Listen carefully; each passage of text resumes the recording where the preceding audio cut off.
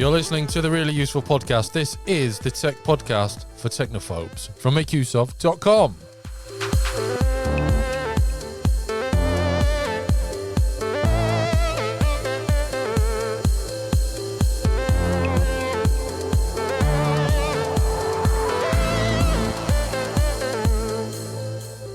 And welcome to the show. My name is Christian Corley, and with me this week, I'm pleased to say, is Ben Stegner. How are you doing, Ben?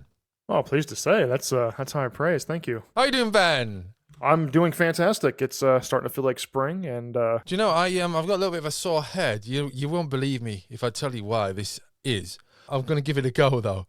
So I was just in my son's bedroom, and I noticed that he's got this little pixel art display thing that he likes to look at when he falls asleep, and it wasn't powered on. I was like pressing the buttons, it wasn't powered on, so I'd look down, and the plug was slightly out because he's got a Minecraft style sword, which had knocked the plug out basically. So I bent down. In doing so, I banged my head on Yoda. Oh, a Yoda nightlight, which I know is there because I fixed it to the wall. So Yoda's pretty thick. Yeah, he's well, I mean, he's Yoda. He's the daddy. He's the granddaddy of Jedi. You know, of course he's tough.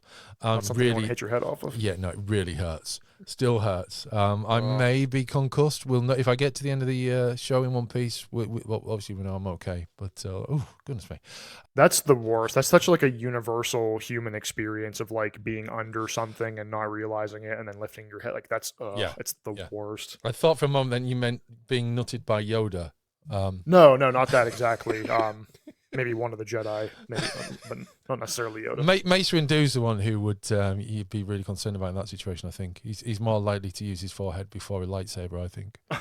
Anyhow, we're not here to discuss Mace Windu, Yoda, or any of the Jedi. We are here because it is 6 years since the release of the Nintendo Switch on March the 3rd, 2017. I think I'm right in saying. You're correct, yes. Yeah. I remember waiting for my Switch to come that day. That's crazy that it was 6 years ago. I remember getting excited for Zelda, and I had some of my Zelda books out and was listening to some music before the system came, and that was an exciting day. Wow. Now, it was 6 years ago. Yeah, it is a surprise, actually. Regular listeners may recall we discussed the Nintendo Switch at length a few months ago, but because it's its birthday and it's 6, and which kind of rhymes with Switch, but most importantly, it is a massive console. It's done amazing numbers over the years. It's hugely popular across the generations in a way I don't think the PlayStation 4 and 5 and the Xbox One and the Series are. We decided we would revisit the Nintendo Switch and talk about it a bit more in depth because it is a bit more of a phenomenon, I feel, than its competitors. I mean, you could argue that they're not competitors because they're a specific generation of hardware that the Nintendo Switch perhaps isn't. And they're basically competing with each other, whereas the Nintendo Switch isn't. I mean, it's fair to say, I mean, there are a lot of games for the Nintendo Switch, aren't there? But PlayStation 5 and Xbox are they're the platforms for hardcore gamers, whereas the Nintendo Switch is the platform for anyone who wants to play a game, isn't it? Yeah, what you said, I think, has really been true, arguably, since the Wii era. Like, I think the GameCube was Nintendo's last system that was trying to go head-to-head with the competition. Because the Wii was definitely underpowered compared to the competition, and it obviously was focused on motion controls, and if I can they call it Nintendo's Blue Ocean strategy at the time of bringing in people who maybe wouldn't otherwise play games. Yeah. And that continued. Obviously, the Wii U was kind of in between generations and sort of an awkward system as well. So I don't think the Switch has really been competing with PlayStation and Xbox really at all. So I think that's a fair assessment, yeah. So we're going to discuss the Nintendo Switch in various ways, referring to articles that we've got published at makeuseof.com, some of which have been resurfaced and republished recently in order to tie in with the celebration of the Nintendo Switch, which is 2,000 days, over 2,000 days it's been around. And just to throw some figures at you, I haven't got any US figures at the moment, but UK figures. Nintendo Switch is number 3, with sales down 29% from last year as of February 2023. That is against the PlayStation 5 and the Xbox Series. Consider that. it's the last generation console. It's number 3. It's gone down by about 30%. But even so, it is still selling really, really well. And there's a brand new box coming out shortly. I think it's coming out everywhere, isn't it? This 10th of March Mario anniversary celebration box is coming along. And then you've still got new games coming out on the Nintendo Switch. And the great thing about the Nintendo Switch, I think, which I guess we may come to later on, is how it is becoming a platform for pretty much almost everything. Yeah, I agree. I think too, when you look at these numbers, like this doesn't surprise me. Like I wouldn't say, oh, the Switch is finally dying. Like I would explain it away by saying, not explain it away, but explain it by saying that obviously the Switch is getting towards the end of its life with how long it's been out, as well as the fact that for the first couple of years of their existence, the Xbox Series and PS5 were very hard to find. So now that they're actually more accessible to people, I think people are actually buying them, which is raising their numbers, obviously. Plus, there's been a couple of really big releases recently, like Hogwarts Legacy, Dead Space Remake, God of War Ragnarok, that kind of stuff that has maybe driven people to buy a PS5 or an Xbox Series, depending on the game, if they weren't already interested already. So I think it just kind of makes sense, kind of due to the passage of time. But yeah, the Switch is still selling well overall. It's just not catching up to the other competition. I've away from Make Use Of, I have a website called gaming.retro.co.uk. It's about retro gaming, and a lot of the re-releases and new releases in a retro style, first and foremost, they target Nintendo Switch. Now, some of these may be that they will come out on a cartridge, they'll be available as a standard download, or they'll be available as a download that will run under the NES library.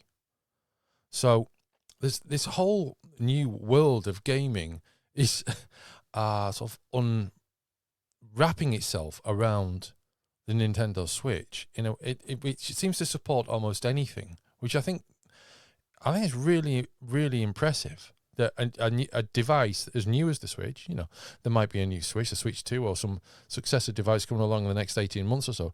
But a device like the Switch that's portable and so flexible already can then expand and unfold and allow these other games to be played on it. I think that's really, really, the library is immense. It really impresses me. Yeah, I agree. I mean, we talked before about game preservation and all those topics that we're both passionate about, obviously, and I think that's great to see coming from the Switch. I mean, we talked before about the wealth of, even if it's just releases, you know, like the Mega Man collection or Castlevania collection or whatever, that are giving older games new life. That's definitely great to see on the Switch. And hopefully, like whenever the Switch moves on, it'll be good to have a semi-recent console with those games and features, you know, at least a slightly updated version of them, so you don't have to pull out the archives of a 20-year-old system to play them. Okay, so reasons to buy a Nintendo Switch in 2023. I'll jump through this list, and then we'll have a little chat about them afterwards. The Nintendo Switch is going to be supported for a long time. It's now 6 years old, and comparatively speaking, the Wii U and the 3DS are only just coming to the end of their support. So you're likely to get support for the Nintendo Switch for quite some time. The Switch is the best console to play with friends. It is fantastic to play on the Nintendo Switch with multiple people. You can, you know, use the Joy-Cons. You can use other controllers. You can gather on the actual unit itself, propped up with its kickstand, or connected to a TV. The Switch Lite is the most affordable and portable console. I mean, the Evercade would probably like to argue with that, but that's another matter entirely. The Switch offers a massive library of games. We've just discussed that. It can't be argued with. And the Nintendo Switch Online service is constantly improving. Absolutely. We'll be probably coming to a bit more detail about that a little bit later on. But I mean, I've been playing GoldenEye 007 for a while. I found a way of improving the controls, the default controls for it as well, so it's easy to play straight off the bat. So yeah, what do you think about that? Yeah, I would agree with all these. I don't know how long the Switch will be supported in the sense of like new games coming out for it. I've recently updated articles about should you buy a PS4 and the separate one on should you buy an Xbox One in this day and age. And it's kind of an odd question because we're in that period where we're still getting releases for the prior generation, but it probably won't last too much longer. I think that those older, like the PlayStation and Xbox brands, tend to release games for the older generations for longer than Nintendo does.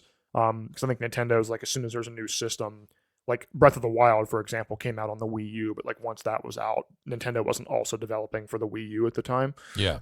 So I'm not sure how long we'll see like new releases, but I mean the system will be supported for a long time, and like we've said, there's so many games that you'll have plenty to play no matter when you get it.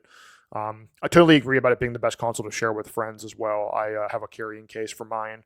I'll bring it to places sometimes, and I'll bring it to friends' houses, and we'll play Jackbox or the wealth of multiplayer games I have. And I love like local couch multiplayer, so it's nice to have the Switch be so compact instead of having to, pack up your PlayStation and bring it somewhere. Yeah. Like it's like the old days of LAN parties, taking a PlayStation or Xbox somewhere. I never had that experience. I remember when I was a kid playing Mario Kart Double Dash, and it was one of like the 2 GameCube games that had a LAN option. I've never actually done that, but I do think it would be fun to have that experience at some point. Well, with a GameCube, you've got a handle. You don't get a handle with most PCs, do you? Nintendo was that was intentional. Like they put the handle on there so that you could more easily bring it to people's houses. Which we did that. I mean, that was the main console when I was growing up that me and my friends had, and we played Smash Brothers Melee and a lot of other games together too. So I have good memories of co-op on the GameCube too. Just on the matter of support, it's probably worth mentioning here that now the Wii U and the 3DS libraries are closing soon. Yeah, I'm sad about that.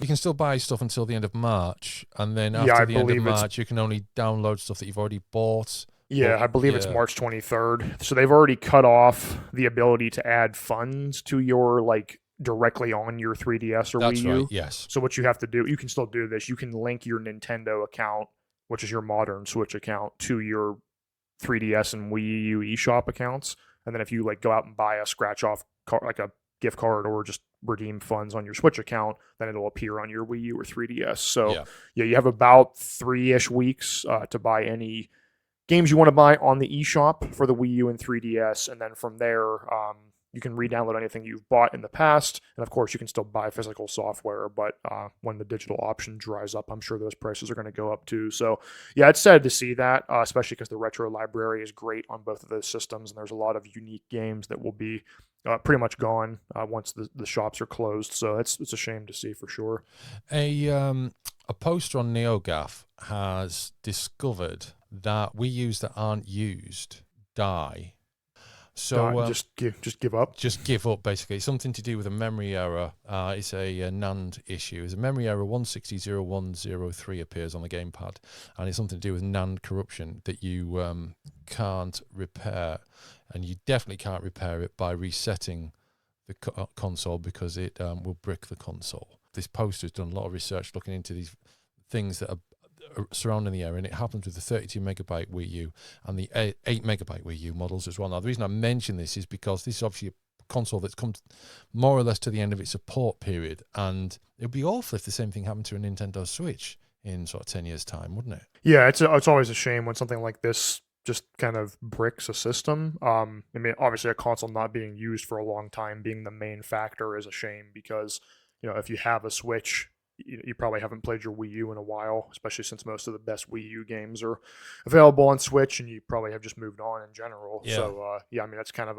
a bad factor. I'll make sure to fire mine up every once in a while now that I know that.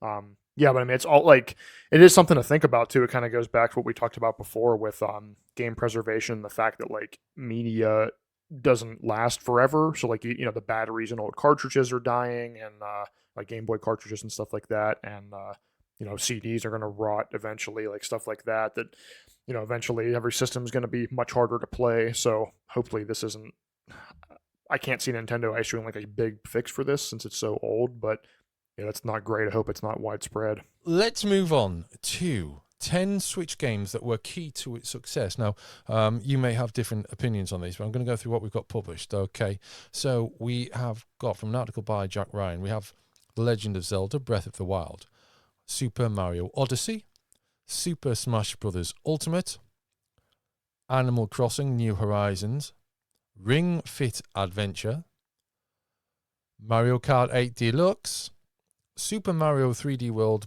plus Bowser's Fury, Fire Emblem 3 Houses, Pokemon Sword and Shield, and Nintendo Labo, which I completely forgot existed. Yeah, I there's a YouTuber, a small YouTuber I follow that did a video on like the life and quick death of the, I think it was Labo. I don't know how you said Labo. And I haven't watched it yet, but I'm curious because I never had it and I thought it was kind of a flash in the pan. That's pretty much the only item on this list that I really wouldn't agree with. I mean, it was a couple years ago, so maybe it did drive people to buy the system that wouldn't have otherwise. But to me, everything else on this list is has much more staying power Yeah, than that title. yeah. I mean, do you have a favorite in that list? I mean, Breath of the Wild is one of my favorite games ever. I mean, it basically ruined every other open world game for me with just how freeing and imaginative it is. Like in most open world games, I've talked about this before, I think, like it feels like a checklist of chores to do. Like you're just a bunch of icons on the map and it's very like copy and paste. But Breath of the Wild is one of the games that I like. It's just fun to like you make a plan, like I'm going to go to this area, and then on the way you're like, oh, what's that, and you're just getting distracted by everything because there's just so much to explore. So I love that game. I'm very excited for Tears of the Kingdom. I mean, I think Mario Odyssey is awesome too. Banjo Kazooie is one of my favorite 3D platformers, and I think Mario Odyssey channeled the feeling of Banjo Kazooie better than most other games I've played in the style because there's just something hidden around every corner. So that just no matter what you're doing, like there's something hidden. And it's so dense. So I mean, those are both amazing games. I mean, I agree with everything else too. I didn't get into Animal Crossing as much as some other people did, but it launched at the perfect time, right when the pandemic started and all that. So, yeah, it's a good list. One or two games that were ports, but mostly original games that were some of the best in the system. And you could have 30 games on here. I mean, when I think about the Switch, like all the games I've enjoyed on the Switch over the years, it's crazy. Well, I'm looking at. I think the only ones that we have in this list are Mario Kart Deluxe and Ring Fit Adventure, which haven't really got very far through. Yeah, I've played a little bit of Ring Fit. It's fun. It can be a little bit repetitive. Like not Yeah, repetitive, but it like kind of you kind of have to be in the mood to get into it because it's yeah, kind of I like think slow so. to start. Yeah, I mean, it's a good list. I mean, there's a lot of great games on the system that are ports from the Wii U. Like Donkey Kong Country Tropical Freeze is one of the best 2D platformers ever. Captain Toad is a fun time. Luigi's Mansion 3 is a great game. I don't know if I would call them like games that were key to its success, but I mean they're just really good.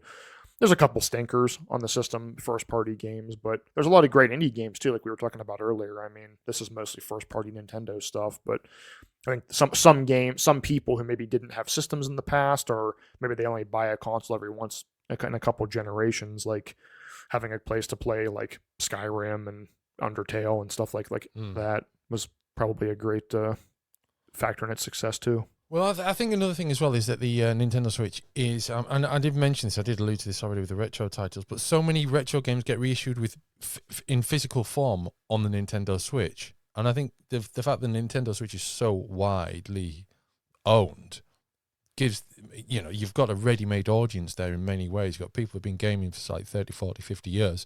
They'll see these games being repackaged. Examples, Duke Nukem 3D, or the Turrican games from the Amiga and the Mega Drive. They've been reissued on Nintendo Switch, physical copies. So you can go and get these physical copies.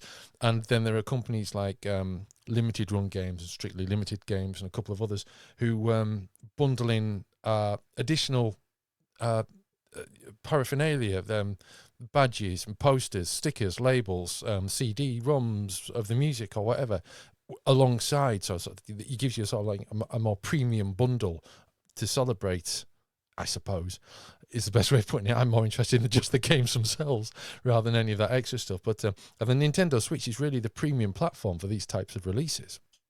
I would agree. There's a site I might have talked about before called Fangamer, and they have a lot of gaming merchandise that's like great unique stuff that you wouldn't see in like Walmart. It's for like indie games and stuff that's like not as widely popular.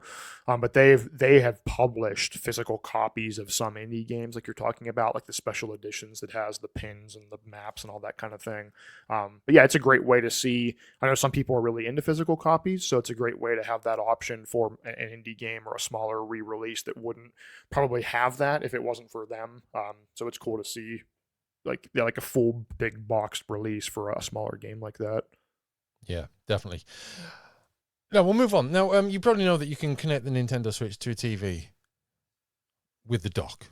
It's like it comes with the dock. You can hook it up. You've got your Nintendo Switch as a whole home entertainment system that you can then just slightly lift out of the dock and wander off and play with while someone else watches the TV. And you don't need a dock. There are third-party systems that you can use that are basically USB Type-C HDMI adapters. We've got an article about this. We've talked about this in depth previously, so I don't want to go into that.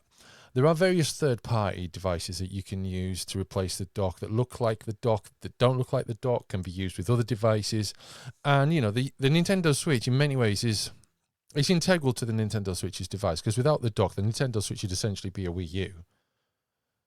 I mean, or just like a Game Boy. Or a Game Boy, or a 3DS. Because, the Nintendo Switch, there's an evolution from, GameCube to Wii U to the Nintendo Switch. And the dock is really important. It's so important, in fact, that other companies have made their own docks. Now, I mean, go back 20 years. I was working in the UK NHS, and it was really important that certain employees, senior management, had a laptop that they could dock easily, so they didn't have to mess around with cables, VGA cables, as it was in those days, and USB cables for mouse and whatever. Everything was plugged into dock. You just come in with your Dell Latitude 630 and just sit it into the dock, and all these connections would reinitialize. Network connections to local servers, they're there, and it's essentially the same. It's the same principle, a dock.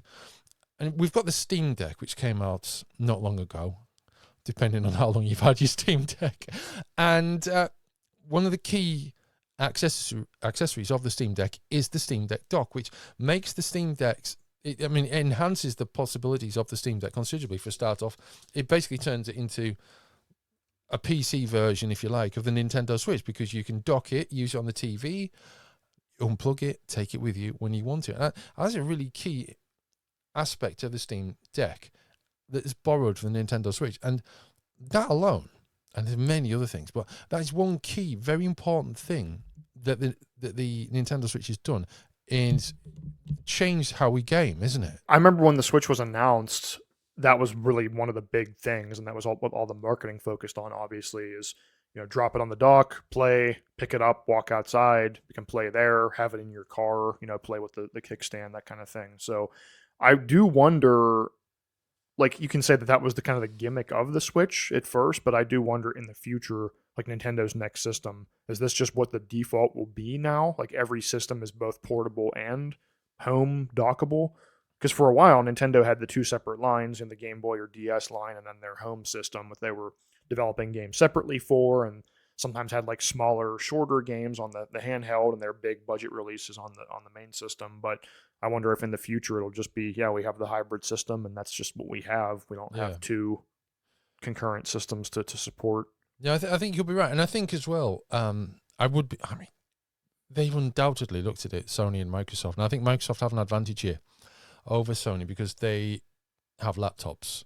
And they also have, the Steam Deck will run Windows 11. So potentially you can get the Xbox games on Windows on the Steam Deck, running Windows 11, take it with you, whatever. Whereas PlayStation doesn't have that advantage. Yeah, that's true. I mean, there is the PlayStation, well, it used to be PlayStation Now. Now it's PlayStation Plus streaming to a computer, but that's not native. Like when you have Windows 10 or 11, there's like an Xbox app, or if you have Game Pass, like all your games are just there, as opposed to Sony where you're streaming. So I agree that Microsoft has some kind of advantage. Although the other variable, like looking at history on this, is Sony's handhelds. I mean, they've had two. They had the PSP and then the PS Vita. Neither of those were huge successes. I mean, the PS Vita is kind of like a cult classic, I guess you'd say, like in that realm, but neither one was super successful. They both struggled against the DS and the 3DS. So I feel like Sony would probably be not super optimistic about doing that again. And then Microsoft's never had a handheld system, so that would be a first for them, and I'd be curious what that would look like if they would do it separately or like a hybrid. Windows Phone could have been a portable handheld system. I guess you could say that, but it was designed as a phone. Yeah. Whereas like the DS wasn't, like it's designed to be a game system.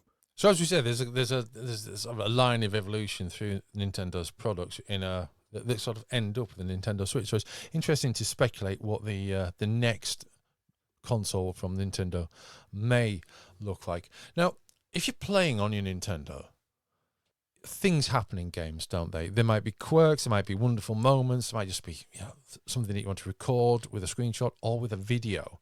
But it's not that easy to record videos on a Nintendo Switch without a third-party video capture card, or is it, Ben?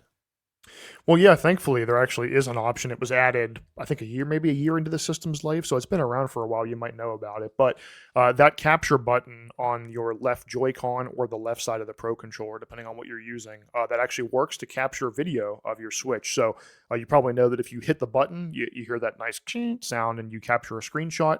But if you hold that button and you're playing a supported game, you'll actually be able to capture 30 seconds of video. So it's really that simple. If something happens that some crazy bug happens, or you got a really good takedown in a game or something, if you hold that button, you'll see a message that says saving video, and then there'll be a 30-second video clip in your album app. Is it album or gallery? I forget.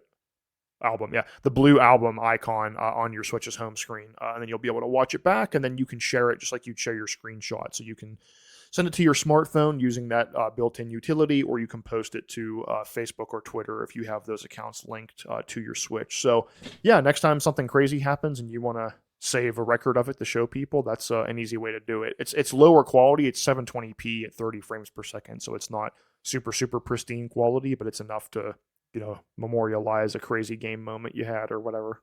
Now, I've used this a couple of days ago to capture a screenshot from GoldenEye 007 on the Nintendo 64 library.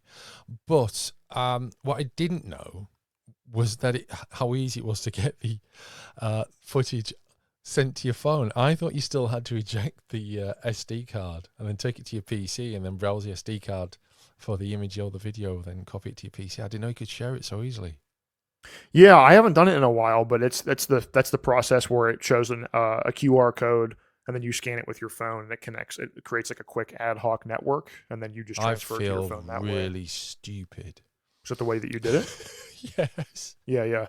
Well, what I always did, like when I took screenshots on the Switch for like an article, before that feature was available, I would just share it to Twitter, and then like my own Twitter account, and then just copy down, like share it to Twitter, and then on my computer download the images and then just delete the tweet. Twitter compresses them a bit, so it's not ideal to do that, but it works well enough.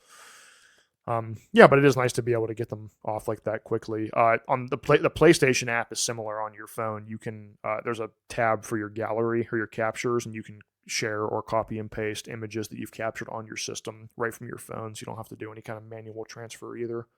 We obviously talked about the Xbox Series consoles and the PlayStation 5 earlier, and I suppose their predecessors as well. And one of the key things about those platforms is that they have achievements. And one of the complaints that might be leveled at the Nintendo Switch is that it doesn't have achievements. Or does it, Ben? Well, it depends on your exact definition of achievements. So the PlayStation has trophies, and which are very similar to the Xbox's achievements. I mean, Steam has achievements as well. What makes those kind of what they are is that it's a global system that's applied at the like account level or the system level, and not in an individual game. So on PlayStation, when you earn trophies, your trophy level goes up. On Xbox, you earn gamer score, and that raises your gamer score level. So the short answer is that the Switch doesn't have achievements like that. There's not a global system where you get a reward for collecting so many moons in Mario Odyssey or beating a game or whatever like that. But some games do have built-in achievements. So these are generally titles that are cross-platform, and when you play them on your Switch, there's a menu that has the same achievements that you'd find on other platforms. So for example, Dicey Dungeons is an indie game that has in-game achievements like defeat a boss with full health. If you're playing on the Switch or the PlayStation or the Xbox, the Steam or the PlayStation or Xbox, and you play that game, there'll be an achievement or a trophy for that. But if you're playing on your Switch, you can still go for it and get rewarded or have a record that you completed it, but it won't be an official like Switch achievement where your friends can go see what you did. So it's best to check if the game that you're playing has those. Some examples I gave are Overwatch, Shovel Knight, Hollow Knight, and Hades. Those all have in-game achievements that you can achieve that are basically the same as what you'd find on other platforms. And in the case of Overwatch, for example, because it's cross-platform now, if you earn those achievements on your Switch and you play on PC or whatever, those will be on both places. So if you earn them one time, you get them on your account overall. The only other thing that the Switch has in terms of achievements would be the online missions that Nintendo added in early 2022. If you have any Nintendo Switch Online membership, every week you'll get a couple of missions that are just very basic things like play a game that supports online connection, or back up your save data, or play this game on the NES library or whatever. They're very simple. You get platinum coins for them, and then you can use those platinum coins to buy little icons for your Switch profile. Or you can use them on the My Nintendo website to get rewards. Like you can get wallpapers. There's some physical merchandise as well. So there aren't proper achievements like you would see on the other systems, but there's still goals to go for that kind of approximate the same.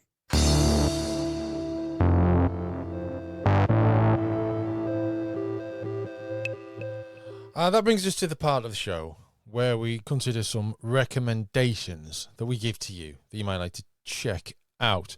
Now, obviously, we talked about a particular topic in this show, the Nintendo Switch, so it wouldn't come as no surprise to you that we're basically recommending Nintendo Switch games, or are we? Then, what have you got? Oh, I'm going first. I feel like I was just monologuing. I'll wrap up my my essay here. My recommendation, is actually a Switch game. It's available on everything: Xbox, PlayStation, Switch, and Steam. But I have played it on Switch, so I am familiar with that version. It's a multiplayer game called Boomerang Fu. I got it maybe a year ago. If you're familiar with the Switch, you probably know that there are deals constantly, and a lot of like low quality shovelware games go on sale for like 30 cents. So occasionally I will peruse through the deals section of the Switch eShop, and I'll grab a couple of games that are like 10 cents or 30 cents with my gold coins, reward points, and see if they're any good. This was one of those games that was probably $1 I got it on sale for, and I was pleasantly surprised with it. So Boomerang Fu is pretty simple. Basically, it's a top-down multiplayer game where you pick a character, and it's all food-related characters, so you can play as like an eggplant, avocado, bacon, sushi, donut, and everybody has a boomerang. So you can either, there's only 3 options you have. You can jump, dodge, you can throw your boomerang, and you can slash with your boomerang up close. So it's sort of like a deathmatch setup where everybody, if you get hit, you're out, and everybody is trying to get as many kills as they can. I'm saying kills, but it's not, eliminations, whatever. So once you get enough elims to win the game, then you win. So it's not about necessarily just staying alive, but it's about taking other people out too. It's a simple party game. So there's power-ups that drop, like get multiple boomerangs, or your boomerang has a fire trail that burns people. Some levels have traps that you can crush your opponents with. There's water that makes your control slippery, that kind of thing. It's really simple. There's a couple of options where you can change like how many kills you need to win a game, or you can change the like auto power-up system to make it fair for everybody. I think I've recommended Towerfall before as one of my recommendations, which is a similar kind of game. Very simple game where you shoot arrows at each other, and there's power-ups and things like that. So it's a good game to play with people who are different skill levels, because you don't have to be like an expert to pick it up. It only takes a few minutes to learn. So that's Boomerang Fu. If you get it on Switch, I would wait for a sale, because it's $15 normally, but when I got it for $1 or $2, so it definitely goes on sale fairly often, and it's a fun time with friends if you enjoy local multiplayer. I've enjoyed it with some friends more than once, so I'd recommend that. Yeah. Excellent. Okay, regular listeners will know that I have a recommendation to give them based on a review that I've done recently. I'm not going to give you that this week. Sorry. Instead, I want to backtrack a little once again in this podcast to the Nintendo Switch Online Plus expansion pack. And I think an overlooked aspect of it, which is the Game Boy Advance library, which you mentioned earlier. I had a look at this. Now, Game Boy Advance completely passed me by. I knew that the device existed, although I don't think I knew at the time. I think I've possibly many over the years bundled the Game Boy Advance in with the Game Boy Color in my head, thinking that they're sort of Okay. like the same thing, you know. Yeah. Obviously not the case. So the Game Boy Advance came out about 20 years ago, I think. GBA was 2001. Yeah, so 2001, it's over 20 years old, which is crazy. Yeah, so with the Nintendo Switch Online Plus expansion pack, you get the opportunity to find, you know, you can play Game Boy Advance titles on there now, just like you can with a Nintendo 64. And I think Nintendo 64, GoldenEye 007, and a couple of other games have probably overshadowed this slightly. So, for example, you can play, you can play Game Boy games, you can play Game Boy Color games, but you can also play, at this moment in time, as we record this, you can play Kururin, The Legend of Zelda, The Minish Cap, Mario and Luigi Superstar Saga, Mario Kart Super Circuit, which is really good, Super Mario Advance 4, Super Mario Brothers 3, and WarioWare Incorporated. And coming soon, I think it's this week, is Metroid Fusion, which I'm really looking forward to. Yeah, this is a really good library. There's definitely some games missing that I love, but a couple highlights. I mean, the Minish Cap, that makes yet another Zelda game available on the same system, which is great. Notably, so Mario Advance 4, that's a port of Super Mario Brothers 3, the NES game, but that original release, do you remember the e-reader? Have we ever talked about that? You probably wouldn't be familiar with it if you missed the GBA. No. Okay, so the e-reader was an accessory for the Game Boy Advance where it plugged into the top of the GBA, and then it was actually a card reader. So you would buy packs of cards that had like barcodes on either side. And then it was pretty clunky because you would buy, it was mostly like old NES games or Game & Watch games like Manhole, where you would have to scan a bunch of cards and then it would let you play the game. But you had to have two Game Boy Advances in some cases, because like if you had a game that could take e-reader cards like Mario Advance 4, you had to have that game on one Game Boy Advance and then use a link cable to scan cards on the e-reader. So it was a very clunky accessory. It wasn't very long-lived. But this version of Mario Brothers 3 had like 20 or so, maybe 30 exclusive levels that you could only get with those e-reader cards. So this particular version is like, that's the only way to play those levels. WarioWare, the original WarioWare, I love that game too. That's such a great time. And Metroid Fusion is I think it's underrated. It's a fun Metroid game. So this is a good collection if you missed the GBA. Yeah, so I'm looking forward to Metroid Fusion in particular. After playing Mario Kart Super Circuit and finding out how good it was, I think the SNES version of Mario Kart. Is there a SNES version? That was the first one. Yeah, the first one was Super Mario Kart. Super Nintendo. Yeah. Which I enjoyed a lot, but I thought this was like so good for portable as well. And then playing it on your TV, which just like completely breaks your mind. I was playing Tetris on the Game Boy library on the TV. Just feels so wrong as well. But it feels like you're using. Yeah, as soon as you pick it up and take it with you, it everything's as it should be. It's like Tetris is almost like a small game that you should be playing in the palm of your hand, you know? I think that's why it did so well with the Game Boy. Yeah. I also have to give a shout out to the Golden Sun is coming to this library. It is such a good RPG. It's made by Camelot, who made the Golden Sun games. They also make the Mario sports games, which have kind of gone downhill lately. But if you are a JRPG fan, do not miss Golden Sun. It's one of my favorite RPGs. It's what got me into them. Hopefully they release both of them because there's two games on the Game Boy Advance. But whenever that comes out for Game Boy Advance for Switch Online, definitely check that out if you like JRPGs.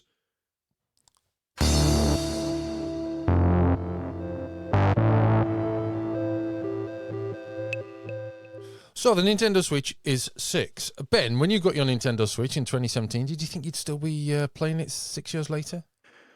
I don't know about 6 years later. I guess I figured I'd be playing it for a long time because Nintendo tends to support systems for a while unless they're like totally failing. So I don't know. Yeah, 6 years. I don't know what I was thinking then, to be honest. I guess I probably wasn't thinking there'd be a sequel to Breath of the Wild 6 years later. Yeah, but I mean, it's been a good ride. Yeah, definitely. It's probably the game console I'm most satisfied with ever buying, I think. When I look back at the number of and quality of the experiences I've had, it's probably in my top couple. Because there's certain systems like the N64 that I love, but it's mainly because of like a couple. It's Ocarina of Time, Majora's Mask, Star Fox 64, Banjo-Kazooie. It's like 5 or 6 games. Mm-hmm. But with the Switch, it's like all the games we've talked about plus so many other, like even Zelda.